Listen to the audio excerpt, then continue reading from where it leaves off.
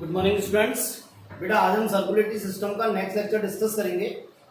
इससे पहले वाले लेक्चर में हमने ब्लड सर्कुलेटरी सिस्टम का एक पार्ट कंप्लीट कर लिया था, जिसमें कर लिया था हमने हार्ट पूरा कर लिया था, हार्ट कंप्लीट कर लिया था। ठीक है बेटा, अब नेक्स्ट हम टॉपिक ले रहे हैं ब्लड। क्या बेटा? ब्लड।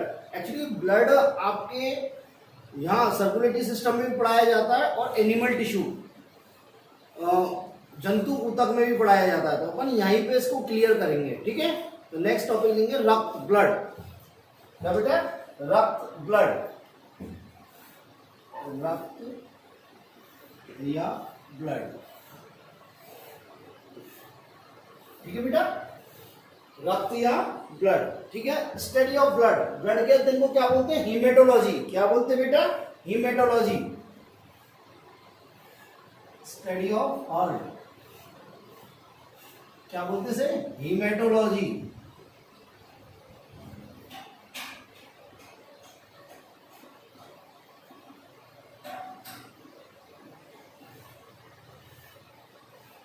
हीमेटो मीन्स ब्लड और लॉजी मीन्स अध्ययन। मैंने बताया जहां जहां लॉजी आ जाए उसका मतलब क्या होता है? अध्ययन। क्या होता है बता?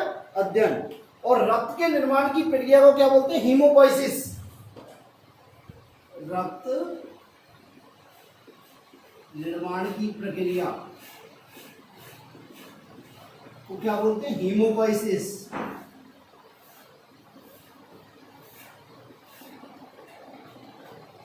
हीमोपोइसिस क्या बोलते हैं बेटा? हीमोपोइसिस। बात नहीं समझी? रक्त के अध्ययन को क्या बोलते हैं? हीमेटोलॉजी। और रक्त के निर्माण की प्रक्रिया क्या बोलते हैं? हीमोपोइसिस। देखो रक्त क्या है? रक्त एक तरल, रक्त क्या है? तरल संयोजी ऊतक है। क्या बेटा? संयोजी ऊतक है। क्या बेटा? रक्त तरल संयोजी ऊतक है। ठीक है, इसकी पीएच कितनी होती है? इसकी पीएच होती है 7.4। क्या रहती है?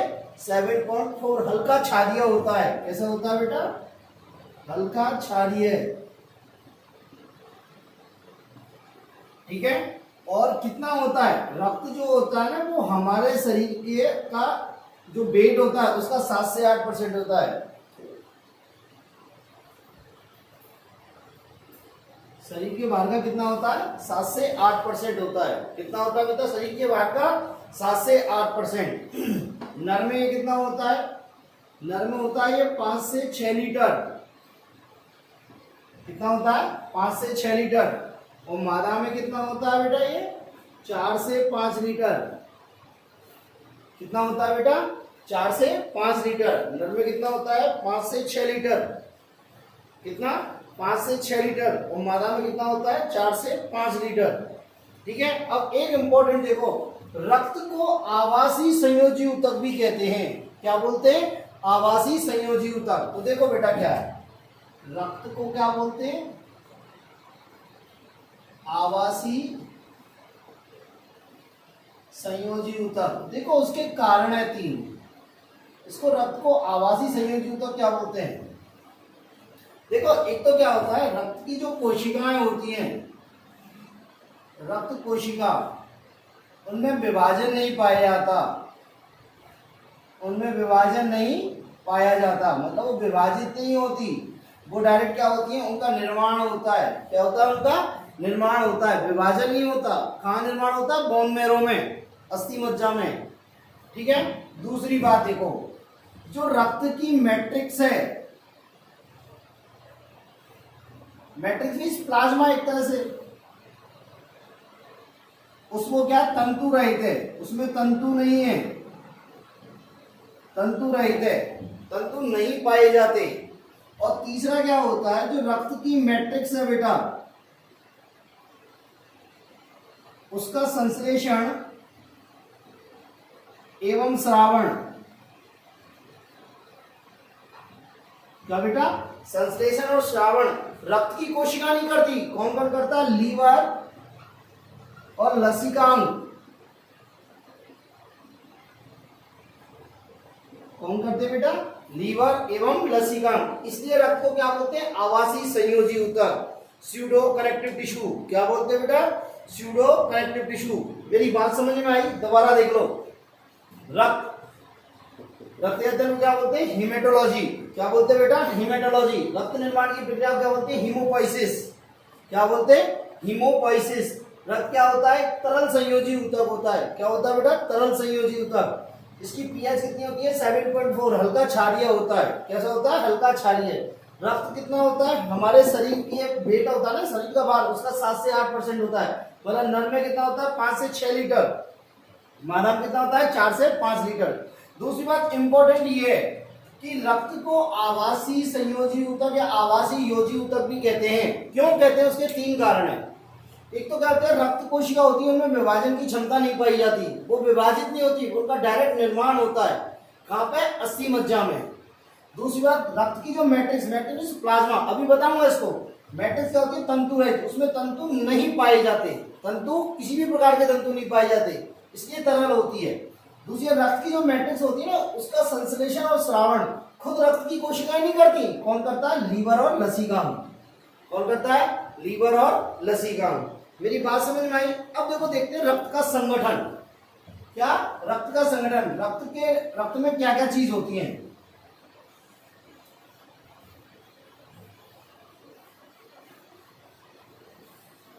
देखो ना, ये इंपॉर्टेंट है, ठीक है। देखते हैं रक्त का संगठन क्या है।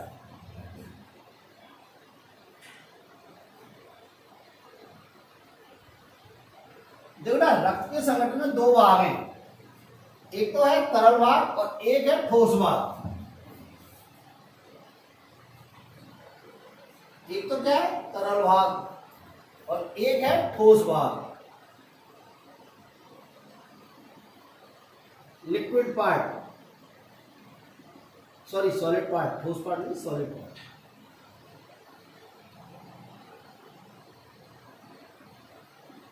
सॉलिड पार्ट, ठीक है, और ये लिक्विड पार्ट। लिक्विड पार्ट जो होता है उसको बोलते हैं बेटा प्लाज्मा। क्या बोलते हैं बेटा? प्लाज्मा। प्लाज्मा या मैट्रिक्स। क्या बोलते हैं बेटा? प्लाज्मा या मैट्रिक्स। और ये कितना परसेंट होता है बेटा? ये होता है 55%। कितना होता है? 55%। कितना होता है बेटा? 55%, ठीक है। और ठोस पार्ट होता है, वो होती है रक्त कोशिकाएं। रक्त कोशिकाएं, ब्लड सेल्स, ब्लड सेल्स या कार्पसल्स, कुछ भी बोल दो। और ये कितनी परसेंट होती है बेटा? 45%। कितनी होती है बेटा? 45%। कितनी होती है? 45%। अब देखो, मैं आपको बताता हूं प्लाज्मा और कोशिका क्या होती है, ठीक है। कभी कभी जब हमारे चोट लग जाती है, क्या लग जाती है? चोट लग जाती है, तो पहले उससे रक्त का प्रवाह होता है, रक्त बहता रहता है। जब रक्त बंद हो जाता है, लाल कलर का रक्त बंद हो जाता है, तो वहां से पीला पीले कलर का द्रव निकलता है। इसका पीले रंग का द्रव निकलता है, पारदर्शी सा, उसको क्या बोलते हैं? प्लाज्मा। क्या बोलते हैं बेटा? प्लाज्मा। और प्लाज्मा कितना होता है? कितना होता है बेटा? 55% होता है, ठीक है। तो नेक्स्ट देखते हैं प्लाज्मा। पहला डिस्कस करेंगे प्लाज्मा, फिर करेंगे रक्त कोशिकाएं। यहाँ थोड़ा सा बता दो, रक्त कोशिकाओं में 3 चीजें डिस्कस करेंगे हम, आरबीसी, डब्ल्यूबीसी और प्लेटलेट्स। क्या बेटा? आरबीसी, डब्ल्यूबीसी और प्लेटलेट्स, ठीक है, ये डिस्कस करेंगे, ठीक है। तो पहला अपन करेंगे तरल भाग, प्लाज्मा वाला भाग, ठीक है बेटा। तो देखते हैं,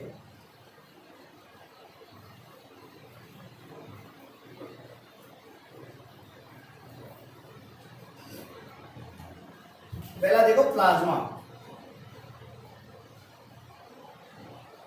या मैट्रिक्स। कितना होता है ये? 55%। कितना होता है बेटा? ये 55%। रक्त का कौन सा? तरल भाग है। रक्त का कौन सा? तरल भाग है। देखो ये कैसा होता है? ये अर्ध पारदर्शी होता है। कैसा होता है बेटा? ये अर्ध पारदर्शी। कैसे कलर का होता है? हल्के पीले रंग का। कैसा होता है बेटा? ये हल्के पीले रंग का। और इसका पीला रंग किसके कारण होता है? यूरोबिलिनोजन के कारण। किसके कारण? यूरोबिलिनोजन के कारण। किसके कारण होता है बेटा हल्का रंग? यूरोबिलिनोजन के कारण। ठीक है,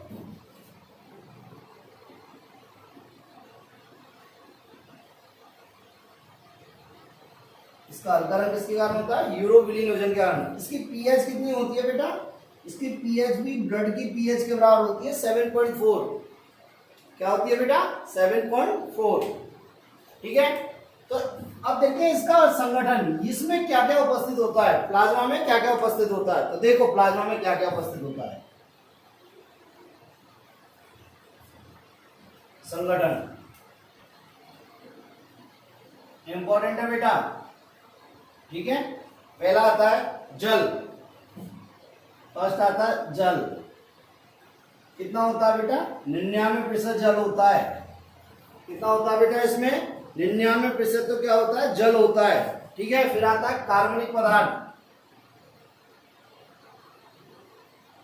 कार्बनिक पदार्थ, देखो बेटा कार्बनिक पदार्थ में क्या क्या आते हैं। पहली आती है प्लाज्मा प्रोटीन। क्या आती है बेटा? Plasma protein.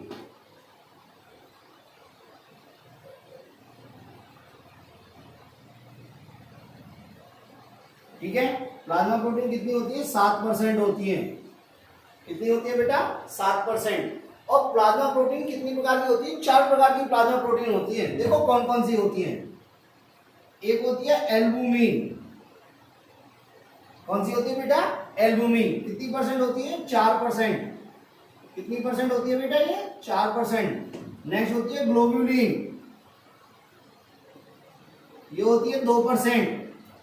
कितनी होती है बेटा? 2%। फिर होती है फाइब्रिनोजन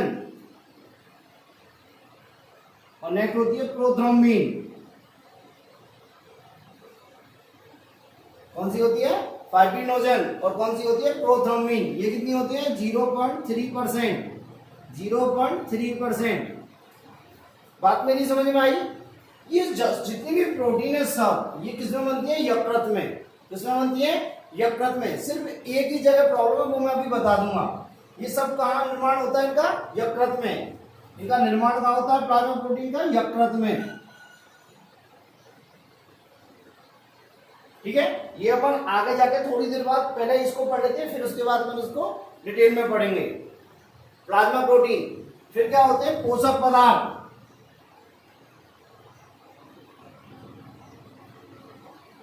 क्या होते हैं बेटा? पोषक पदार्थ। पोषक पदार्थ में क्या होता है? अमीनो अम्ल होते हैं, ग्लूकोज होता है और बसी अम्ल होते हैं। क्या होते हैं? बसी अम्ल। बसी अम्ल मीन्स फैटी एसिड, अमीनो अम्ल और ग्लूकोज या सिंपल कार्बोहाइड्रेट कह सकते हैं इनको। क्या बेटा? सिंपल कार्बोहाइड्रेट ग्लूकोज होता है। तीसरा क्या होता है बेटा? नियंत्रक पदार्थ।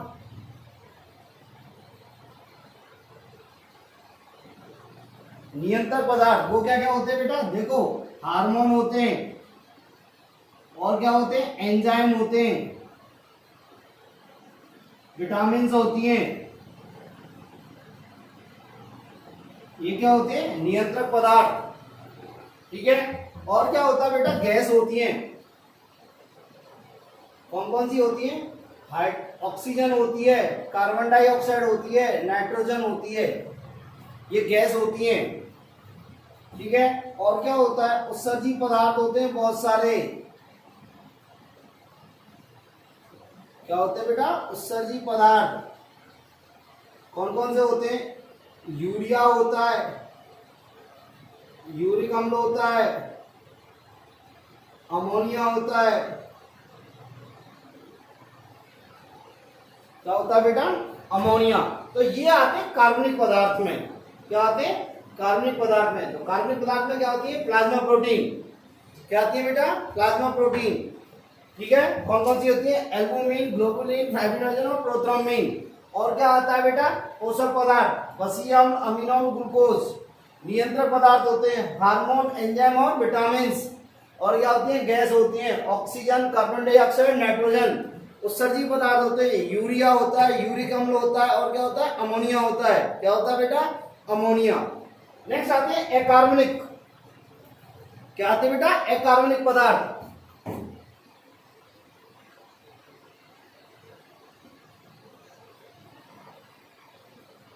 क्या होते हैं बेटा? अकार्बनिक पदार्थ। अकार्बनिक पदार्थ के रूप में धनायन और ऋणायन होते हैं। क्या होते हैं बेटा? धनायन और ऋणायन। तो ये देखो धनायन कौन कौन से होते हैं? Na plus, K plus, Mg+2, Ca+2, बहुत सारे इस प्रकार के आयन होते हैं, तमाम सारे। सी एक होते हैं ऋणायन।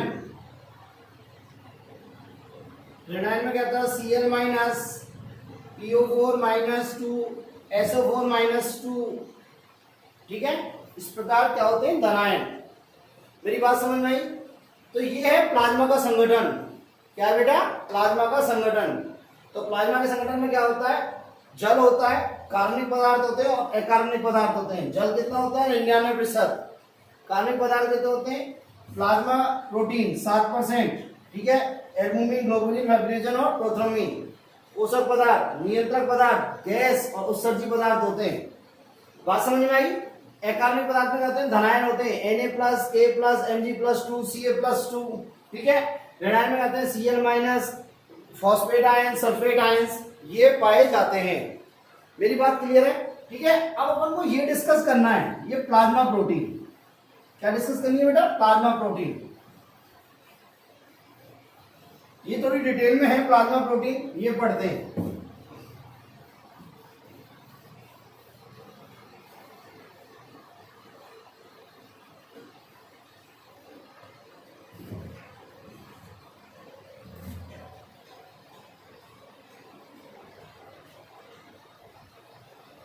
कितनी होती है? 7%। देखो कौन कौन सी होती है।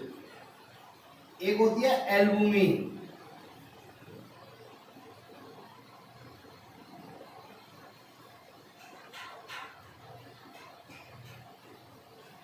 एल्बुमिन कितनी परसेंट होती है बेटा? ये होती है 4%। कितनी होती है? 4%। देखो बेटा, इसका निर्माण जो होता है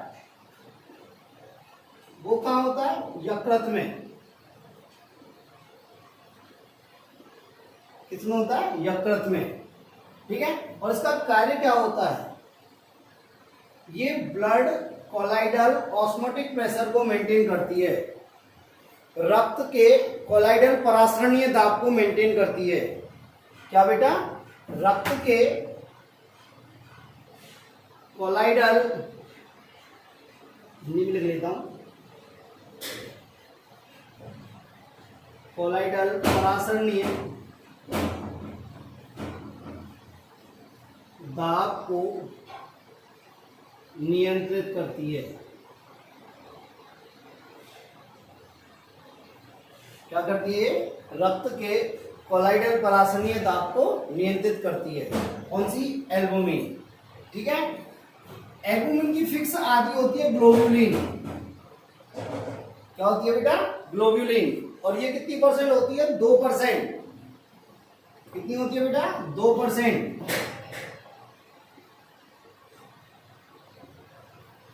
अब देखो बेटा, ये ग्लोबुलिन होती है ना, ये 3 प्रकार की होती है। ग्लोबुलिन कितनी प्रकार की होती है? 3 प्रकार की, अल्फा, बीटा और gamma. Alpha globulin, beta globulin और गामा ग्लोबुलिन। इसका निर्माण कहाँ होता है? यकृत में। इसका भी निर्माण कहाँ होता है? यकृत में। पर जो गामा ग्लोबुलिन है, इसका निर्माण कहाँ होता है? लसिकांगों में। किसमें बेटा? लसिकांगों में।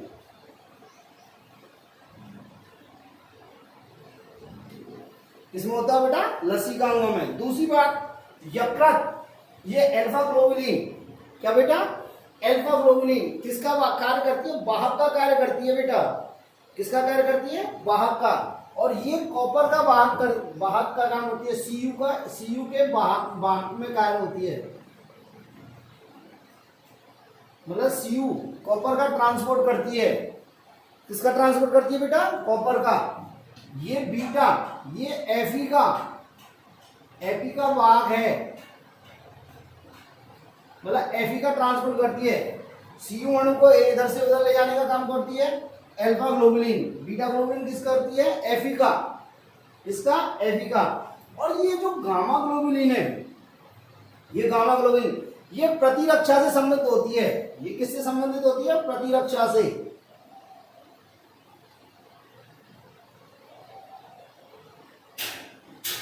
किससे संबंधित होती है बेटा?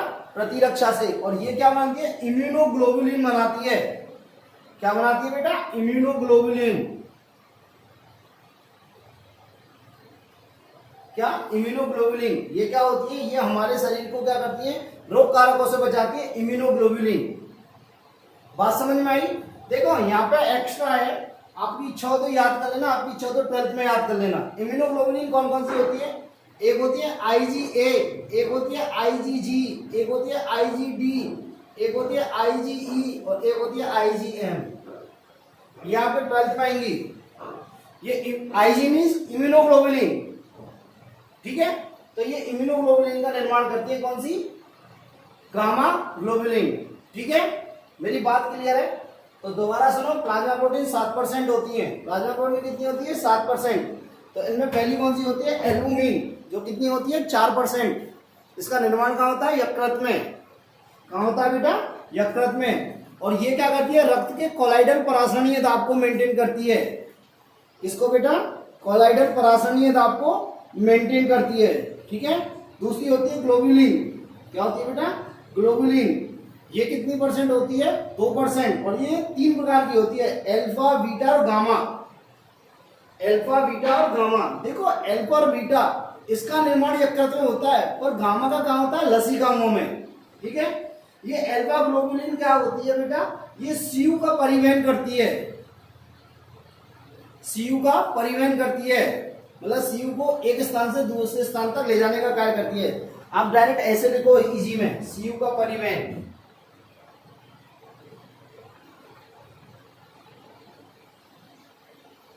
और ये एफई का परिवहन। मेरी बात समझ में आई? अल्फा किसका परिवहन करती है? सीयू का। एफ, ठीक है? बीटा किसका करती है? एफई का परिवहन करती है। किसका परिवहन करती है बेटा? एफई का परिवहन। और गामा ग्लोबुलिन जो लसिकाओं में बनती है, ये क्या करती है? प्रतिरक्षा से संबंधित होती है। और ये क्या बनाती है? हमारी एंटीबॉडीज बनाती है। क्या बनाती है? एंटीबॉडीज। और इन एंटीबॉडीज को क्या बोलते हैं? इम्यूनोग्लोबुलिन। क्या बोलते हैं बेटा? इम्यूनोग्लोबुलिन। और ये इम्यूनोग्लोबुलिन जो होती है ना, हमें रोगों से सुरक्षा प्रदान करती है। बात समझ में आई? इम्यूनोग्लोबुलिन 4 प्रकार की होती है, IgA, IgG, IgD, IgE और IgM, ठीक है? नेक्स्ट आता है प्रोथ्रोम्बिन और फाइब्रिनोजन। नेक्स्ट आता है बेटा प्रोथ्रोम्बिन और फाइब्रिनोजन।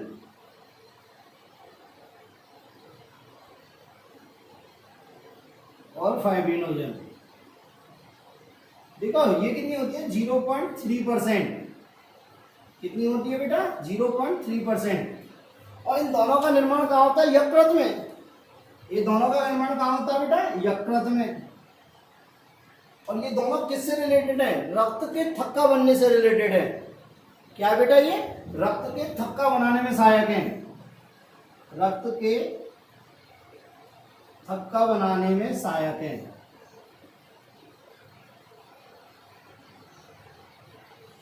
रक्त के थक्का बनाने में सहायक है। तो ये होती है आपकी प्लाज्मा प्रोटीन। क्या है बेटा? Plasma protein. मेरी बात समझ में आई? तो ये है आपका प्लाज्मा। प्लाज्मा का संगठन पढ़ाया और प्लाज्मा प्रोटीन, ठीक है? नेक्स्ट आती है रक्त कोशिकाएं। क्या आती है बेटा? रक्त कोशिकाएं। बेटा ये थोड़ा याद करने की चीज है, आपको याद करनी है। दूसरी मेरी बात सुनो, आपको 11th में पढ़नी है एनसीईआरटी, और एनसीईआरटी से ही सब चीज आती है। आप एनसीईआरटी में जितनी एनसीईआरटी है पूरी उसको रट लो, आपका नीट का क्वेश्चन, नीट का पेपर पूरा हो जाता है। आपके 12th में 100 में से 100 आएंगे, प्लस नीट का पेपर भी आपका 100% होता है। सिर्फ आपको बोर्ड पे जो पढ़ाया जा रहा है उसको याद करना है, ठीक है?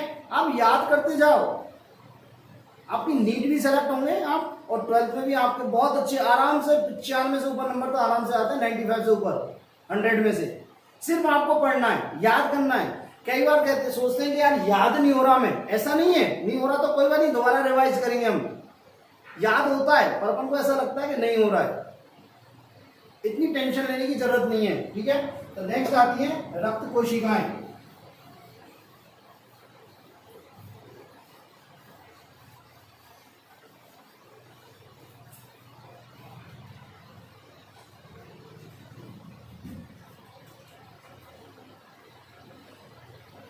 रक्त कोशिकाएं, इन्हें रक्त कणिकाएं भी कहते हैं बेटा। रक्त कणिकाएं मतलब ब्लड सेल और ब्लड कार्पसल्स।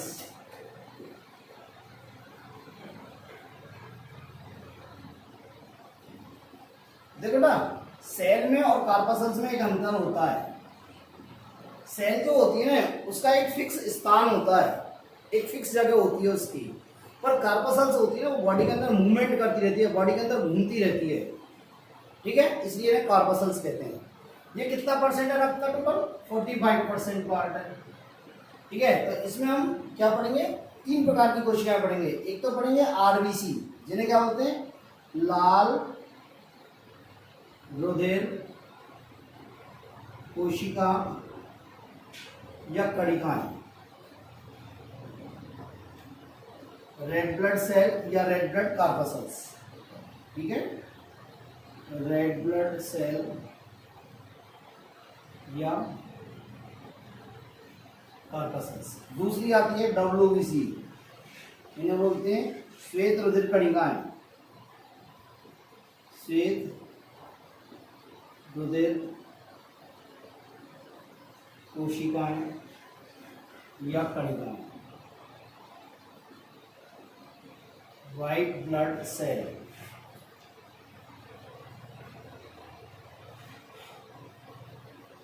या कार्पसल्स। ठीक है, थर्ड आती है प्लेटलेट्स या बिम्बाणु। बिम्बाणु या प्लेटलेट्स।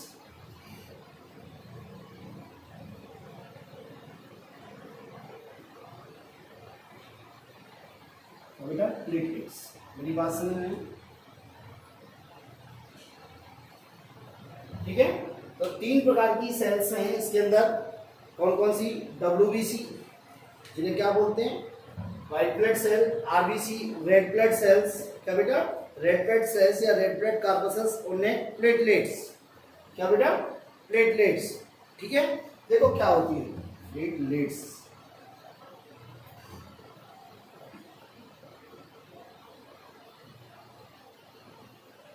देखो बेटा, आरबीसी, इनको और क्या बोलते हैं? इरिथ्रोसाइट। क्या बोलते हैं बेटा? इरिथ्रोसाइट। इरिथ्रो मीन्स लाल और साइट मीन्स कोशिका, लाल कोशिका, इसलिए इन्हें क्या बोलते हैं? इरिथ्रोसाइट।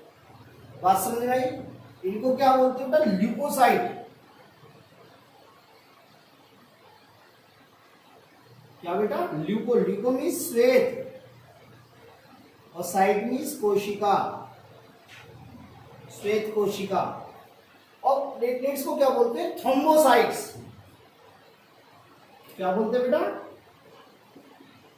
थ्रोम्बोसाइट्स। थ्रोम्बो मीन्स थक्का और साइट्स मीन्स कोशिका, थक्का बनाने वाली कोशिका। बात समझ में आई? ठीक है, अब देखो आरबीसी की संख्या कितनी होती है?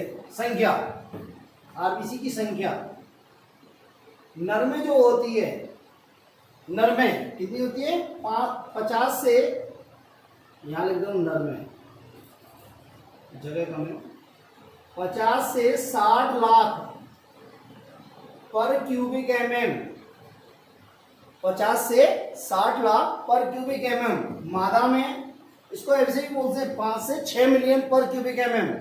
मादा में होती है बेटा 45 से 55 लाख पर क्यूबिक mm। और जो नवजात शिशु होता है, नवजात में होती है 68 से 70 लाख पर क्यूबिक mm। मेरी बात समझ में आई? नर में कितनी होती है? 50 से 60 लाख पर क्यूबिक mm। मादा में 45 से 55 लाख पर क्यूबिक mm। और नवजात में होती है 68 से 70 लाख पर क्यूबिक mm। मेरी बात समझ में आई? ये होती है आरबीसी की संख्या। क्या होती है बेटा? आरबीसी की संख्या, ठीक है। डब्ल्यूबीसी की संख्या कितनी होती है बेटा? डब्ल्यूबीसी की संख्या होती है 6 से 8000 पर क्यूबिक एमएम। कितनी होती है बेटा? 6 से 8000 पर क्यूबिक एमएम। और विमाणु प्लेटलेट्स की संख्या कितनी होती है? 1.5 टू 3.5 लाख पर क्यूबिक एमएम। 1.5 से 3.5 या 4.5 लाख तक भी होती है। 4.5 लाख पर क्यूबिक एमएम ये होती है किसकी? प्लेटलेट्स की संख्या। किसकी बेटा? प्लेटलेट्स की संख्या होती है। बात मेरी समझ में आई या नहीं आई? ठीक है। डब्ल्यूबीसी 6 से 8000, आरबीसी नर में 50 से 60, मादा में 45 से 55, नवजात में 68 से 70। और विमाणु प्लेटलेट्स की 1.5 से 4.5 लाख पर क्यूबिक एमएम। बात मेरी क्लियर है? तो ये होती है संख्या। अब आते हैं आरबीसी। पहले डिस्कस करेंगे हम आरबीसी। तो आरबीसी को हम नेक्स्ट लेक्चर में डिस्कस करेंगे बेटा, ठीक है। आरबीसी के बारे में सब कुछ डिस्कस करेंगे और नेक्स्ट लेक्चर में डिस्कस करेंगे, ठीक है बेटा। आज के लिए इतना ही। थैंक यू बेटा।